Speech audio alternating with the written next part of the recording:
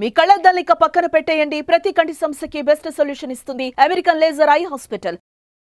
TDP నుంచి మీరు అలిగి బయటికి వచ్చి ఇక్కడికి వచ్చారు. ఇక్కడ అలిగి మళ్ళీ టీడీపీలోకి వెళ్ళడం అనేది మీకు ఇబ్బందికరం కదా? అది రాజకీయ అదే కొంచెం నాకు ఇబ్బంది, నాకు కూడా బాధ ఫీల్ అవుతున్నాను నేను కూడా. కానీ నేను టీడీపీ నుంచి నేను వచ్చిన పరిస్థితి మీకు ఇందా చెప్పాను కదా, అప్పుడు ఓడిపోవడం, ఇక్కడ తెలిసిన వాళ్ళంతా ఉండటం, ఒక సాఫ్ట్ కార్నర్కి వెళ్ళాను నేను. కానీ ఇక్కడ 1 year నాతో బాగానే ఉన్నారు. 1 year తర్వాత నరకం చూపించారు. ఒక రకంగా సీటు విషయంలో మీకు డే టు ఇన్సిడెంట్స్ వాళ్ళు ఏం మాట్లాడదని మీకు చెప్తే ఇంత చీట్ చేస్తారా రాజకీయాల్లో? నేను ఏం తప్పు చేశానని, ఏం పాపం చేశానని నన్ను అంత చీట్ చేయాల్సిన అవసరం ఏంటి? అసలు మీకు ఎదురైన ఇబ్బందులు ఏంటి వైసీపీలో? అసలుకి ఇదే వాళ్ళ ఇష్టం. వాళ్ళకి ఏంటంటే మేము ఏదో చేస్తాం, అది మీరు ఓకే అంటున్నారు, ప్రశ్నించదు. ఎవరు జగన్మోహన్ రెడ్డి గారా లేదంటే కోటరీ? నాకు కోటరీ అడ్డం వచ్చింది. కోటరీ ఎవరు? కోటరీలో సజ్జల రామకృష్ణారెడ్డి మెయిన్. అతను ఏంటంటే కొంచెం పద్ధతిగా మాట్లాడేవాళ్ళు, కొంచెం తెలివిగా ఉండేవాళ్ళు, కొంచెం డిగ్నిఫైడ్గా ఉండేవాళ్ళు. ముఖ్యంగా వీకర్ సెక్షన్ నుంచి కొంచెం వెన్నెముకతో పనిచేస్తే అతనికి ఇంట్రెస్ట్ ఉండదు, అతను నెగిటివ్ చేస్తాడు అతను. అది నేను చాలా ఇన్సిడెంట్స్ మీరు డే టు డే చెప్తే నా ఎక్స్పీరియన్స్లో ఒక 20 ఇన్సిడెంట్స్ ఉంటాయి. అతను నన్ను ఎలా అవమానించాడు, ఏ విధంగా నన్ను మేనేజ్ చేశాడు అనేది చెప్తే ఆశ్చర్యం వేస్తుంది. ఇలా చేస్తారా? చాలా ఉన్నాయి. ఒక ఎగ్జాంపుల్ చెప్తాను.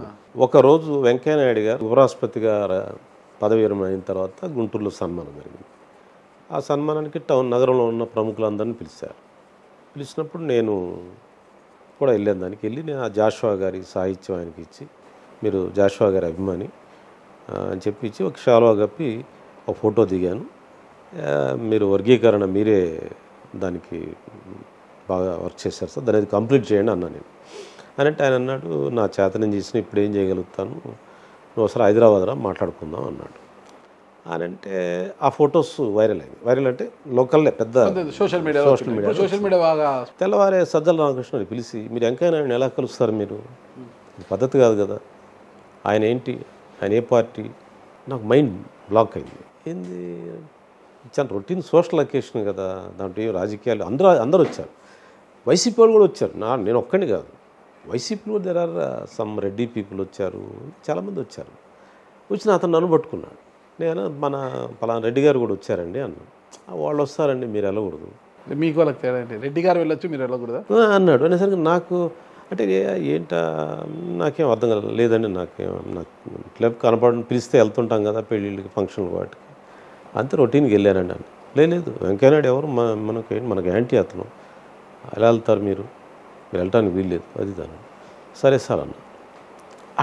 అలాంటి ఇన్సిడెంట్స్, ఈ సిల్లీ థింగ్స్. అతను నా వయసు ఏంటి, నా సీనియారిటీ ఏంటి, ఈ నగరంలో అనేక ఫంక్షన్లు జరుగుతూ ఉంటాయి, అనేక కార్యక్రమాలు జరుగుతుంటాయి, ప్రధానికి అన్ని రాజకీయ పార్టీలు పిలుస్తారు సోషల్ అకేషన్స్లో, నన్ను కూడా ఆహ్వానిస్తుంటారు. నేను వెళ్ళాను, ఒక సీనియర్ మ్యాన్ పెద్ద ఆయన వచ్చాడు, దానికి నన్ను ఒక చిన్నపిల్లవాళ్ళు అనేటట్టుగా గద్దిస్తూ మాట్లాడు.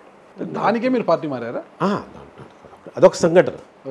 ఇక అట్లా చెప్పుకుంటూ పోతే ఒకరోజు social media warriors meeting, social media workers meeting జరిగింది. ఆ సోషల్ మీడియా వర్కర్స్ మీట్లో నేను, మరి రాజశేఖరు, పొన్నూరు ఎమ్మెల్యే కిలారి రోసి, ఇట్లా మేము తెనాలి ఎమ్మెల్యే, మేము అందరూ వెళ్ళాము.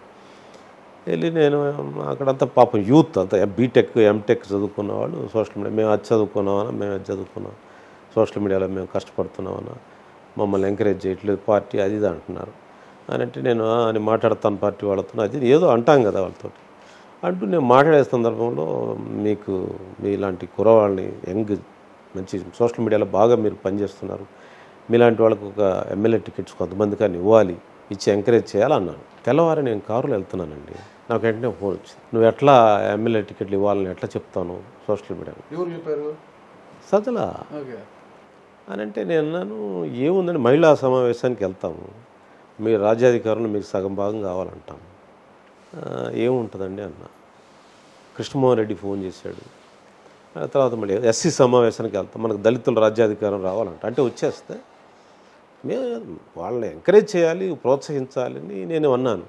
నువ్వు ఎట్లా మరి ఇక్కడ జగన్మోహన్ రెడ్డి గారి గురించి తప్పితే ఇంకే మీరు ఎవరు మాట్లాడటానికి వీలేదు, అంటే అతను ప్రతి చిన్న అకేషన్ని నా మీద ఒక చాడీలాగా జగన్ గారికి చెప్పేవాడు.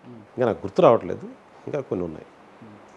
ఎక్కడో నేను ఏదో ఒక మీటింగ్కి లేటుగా వచ్చాను అనుకో, సార్ అయిపోయిన తర్వాత వెళ్ళాను అనుకున్నాను సార్, వాళ్ళు తిరిగి వస్తున్నప్పుడు ఎదురయ్యాను అనుకో, ఏందండి ఇంత ఆలస్యంగా వస్తే ఎట్లా ప్రోగ్రామ్కి అందరి ముందు. అంటే అతని మనసులో నన్ను కొట్టేయాలని ఉంది, అతను నా మీద అతను చెప్తా ఉన్నాడు. జగన్ దాన్ని ట్రాప్లో పడ్డాడు. సరే, మరి జగన్ గారు ట్రాప్లో పడ్డారు, సజ్జల గారు ట్రాప్లో పడ్డారు, మీకు అవమానాలు జరిగాయి. మళ్ళీ అధికారం ఉన్నప్పుడే మీరు ఎలాంటి పవర్ లేదు, మీకు వచ్చి టీడీపీలో చేరి టీడీపీకి మద్దతుగా నిలిచి పోరాటం చేసి కదా. నేను డిసెంబర్లోనే జగన్మోహన్ రెడ్డి గారు నాకు ఒక అపాయింట్మెంట్ ఇప్పించండి, నాకు అవకాశం ఇప్పించండి, వారిని కలిసి నేను చెప్తాను నేను ఏం జరుగుతుంది ఇక్కడ, ఇలాంటివన్నీ సిల్లీ థింగ్స్ జరుగుతూ ఉన్నాయి. నేను కొంచెం సీనియర్ రాజకీయ నాయకుడిని, చాలా కాలం నుంచి పనిచేస్తున్న, ప్రజా జీవితంలో ఉన్నాను, చదువుకున్నాను, నాకు ఒక్కసారి అపాయింట్మెంట్ ఇప్పించండి. నేను పబ్లిక్గా అడిగాను, నాకు ఎట్లన్నా అవకాశం ఇప్పిస్తారా? నో అవకాశం. ఎవరిని అడిగారు? డాష్ మీద మాట్లాడానండి, మీరు చూడండి, మీటింగ్లో మాట్లాడాను. సామాజిక సాధికార యాత్రలో నేను డయాస్ మీద మైక్లో వైరల్ అయింది, టీవీలో వచ్చేసింది. సామాజిక సాధికార జూపిడి గారు కూడా ఉంటారు కదా? లేడు, ఆయన లేడు. ఇక్కడ మా దగ్గర ముగ్గురు తాడికొండ దగ్గర సదస్సులో మాట్లాడితే అందరూ ఉన్నారు. మా ఆదిమలపు సురేష్ ఉన్నాడు, ఇంకా చాలామంది వచ్చారు, జోగి రమేష్ ఉన్నాడు. అందరూ ఆశ్చర్యపోయారు, ఏందని అంటే ఏంది అపాయింట్మెంట్ రాకపోతే నేను ఏం చేయాలి, ఏదో మనకేదో ఎంకరేజ్మెంట్ పార్టీ, ఇంకా ఏం పార్టీలు మారుతాం అది ఇదని నేను చెప్పాను. అయినా వాళ్ళు కరుణించలేదండి, నన్ను హ్యూమిలేట్ చేస్తూనే ఉన్నాడు సజ్జలు.